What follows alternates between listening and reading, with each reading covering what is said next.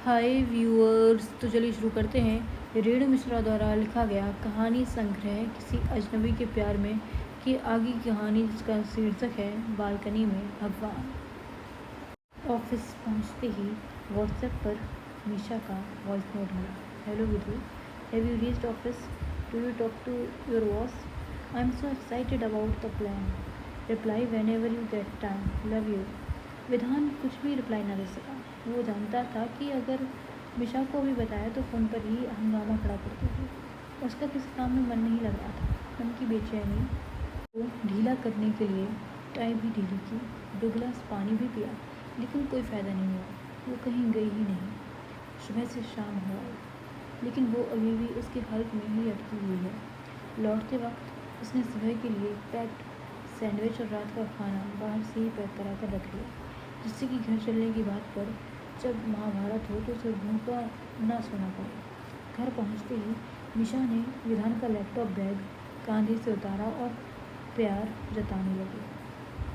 हाथ में पार्सल देख मिशा खुश होकर इतराती हुई बोली, खाना क्यों पैक करा लाए?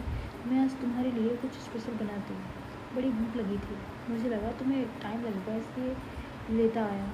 और वैसे भी रोज़ खाना बनाते बनाते तुम्हें भी तो ब्रेक चाहिए होता है। कहते हुए विधान वॉशरूम में चला गया।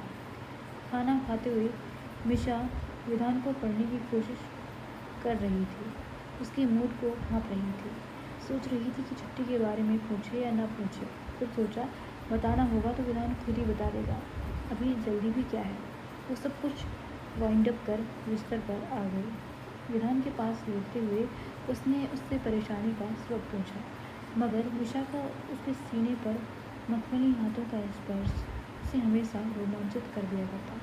उसने मिशा को अपनी बाहों में कस के जकड़ लिया।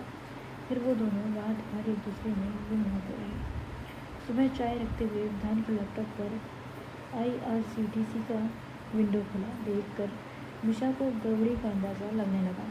वो समझ गई कि इस त्यौहार पर भी माँ ने उसे घर बुलाया होगा।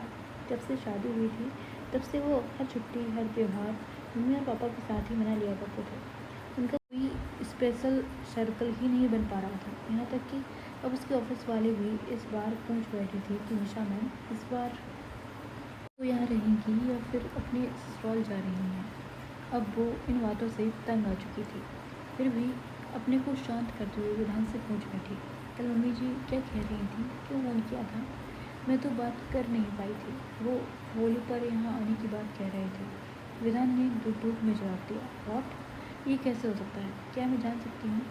हम उनको रखेंगे कहाँ? मिशा ने ऐसे कहा जैसे वो कोई कबाड़ी का सामान हो।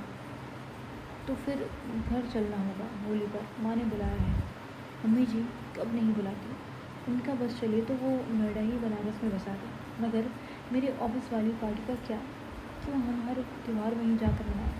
अपना भी कोई मन है या नहीं? वहाँ जाने पर तो मेरे हाथ पाँव काँपने लगते हैं। हर समय टुक टुक इसके पैर छुओ, उसको नमस्ते करो, पल्लू सर पर रखो, इससे मत हंसो, पड़ोसी सुन लेंगे, जल्दी सो जल्दी उठो, तुम रसोई में मत जाओ, सब फैला दोगे, अपना कमरा तो सहेज लिया करो, ज़्यादा घूम मत, वहाँ तो घूमते हो। गोदी में चुटका विधान तो दे नहीं रही, जाने कौन सा ठप्पा लगा हो तो तनिक तुम ही हमारा मन आन मान करो। सारी शिकायतें वो ऐसे एक सांस में कह गई जैसे रोज़ रटती हो। विधान सुन के आश्चर्य में रह गया। मिशा तभी उठ खड़ी हुई, ओह अच्छा, तभी तुमने कल मेरे मैसेज का रिप्लाई नहीं किया था। रात में पार्सल, मैं ही तुम्हारी बातों में आती हूँ। मैं डफर जो ठहरी। वो अपने को ठगा हुआ महसूस करने लगी और वासी हो उठी। विधान को भी बुरा लगा। वो मिशा को समझाने लगा, बोला वो बात नहीं है, मगर तुम ही बताओ मैं माँ को क्या जवाब दूँ? यहाँ भी तो नहीं बुला सकते उन लोगों को। मैं खुद फेर में हूँ कि उनको कहाँ एडजस्ट करेंगे। वो भगवान तो है नहीं कि उन्हें बालकनी में भी रख दो तो कुछ बोलेंगे नहीं। माँ तो उन्हें बालकनी में देखते ही बिखर पड़ेगी, कहेगी कि यही सिखाया था तुझे कि ईश्वर को बाहर निकाल खड़ा कर दे। कुछ शर्म हया तुम लोगों में बची है या नहीं? मैं उन्हें नहीं समझा पाऊँगा। वो ही तो बचपन में समझाती थी कि ईश्वर तो सर्वव्यापी, सार्वभौमिक, सार्वकालिक है। उनका तो कण कण में वास है। वो सृष्टि के हर बूंद बूंद में, ज़र्रे ज़र्रे, पत्ते पत्ते में, हर छोटे बड़े जीव में निवास करते हैं। तो उन्हें कहीं भी रखो, क्या फ़र्क पड़ता है। मैं खुद उस उपवेश में हूँ कि उन्हें क्या जवाब दूँ। इसलिए कह रहा था कि होली उन लोगों के साथ ही मना लेते हैं। बोलो, तुम क्या कहती हो? तुम जो कहोगे वही होगा। मैं तुम्हें उदास होते नहीं देख सकता। मिश्रा विधान की उतरते चढ़ते भावों को पढ़ने में लगी थी। वो कुछ नहीं बोले और ऑफिस जाने के लिए तैयार होने लगे। विधान भी अनूठे सवालों में उलझा अपनी माँ और मिश्रा से अपने संबंधों की गहराई को नापने लगा, मगर निरुत्तर ही रहा। देखते देखते बाकी बचे दिन भी निकल गए। होलिका का दिन भी आ गया। मालती देवी का मन दुख से जल जल हुआ जा रहा था। मन की उदासी उनकी आंखों के फोड़ों से बह रही थी, जो डीएम की निगाहों से न बच सकी। उन्होंने नाराज लहजे में पूछा, क्या हुआ? क्या कहा तुम्हारे बुआ बबू ने? आएंगे कि नहीं? मालती जी ने विधान का भेजा हुआ मैसेज दिखा दिया, जिसमें लिखा हुआ था कि उसको ऑफिस के बेहद ज़रूरी काम से बाहर जाना पड़ रहा है, इसलिए वो दोनों घर नहीं आ पाएंगे। डीएम ने तमतमाते हुए दोनों को फ़ोन लगाया, मगर सभी फ़ोन स्विच ऑफ मिले। ऊपर वाले को बालकनी में छोड़ और घर के भगवान को बनारस छोड़ उनकी गाड़ी तेज़ रफ्तार से शाम के धुंधले के में फार्म हाउस की ओर बढ़ती चली जा रही थी। Thank you for watching.